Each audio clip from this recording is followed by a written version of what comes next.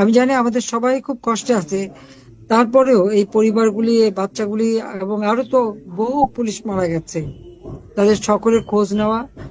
এবং যখন আমি দেশে ফিরতে পারবো ইনশাল্লাহ, প্রত্যেকটা পরিবারের যা যা লাগে সব সহায়তা আমি দেব, আর হত্যাকারীদের বিচারও করবো। বোধহয় ওই জন্যই বোধহয় আল্লাহ বাঁচিয়ে রেখেছে আমাকে, সেটাই আমি মনে করি।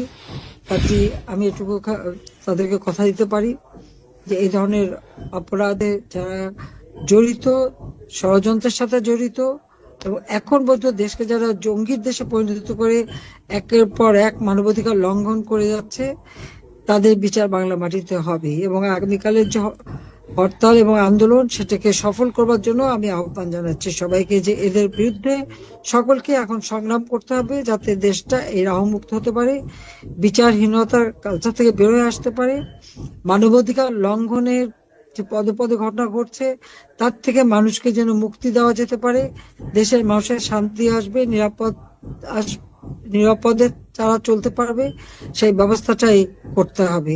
এবং এটা এই সরকারকে দিয়ে হবে না, কারণ যে ক্ষমতায় যে বলে যে দেশ চালানোর আমার কোনো অভিজ্ঞতাই নাই, তো তাকে দিয়ে দেশ কিভাবে চলবে?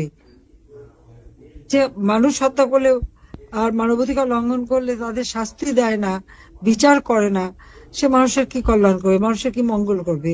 সব ভুয়া মিথ্যা কথা বলে বেড়াবে আর অপরাধীদের নিয়ে দেশটাকে ধ্বংস করবে।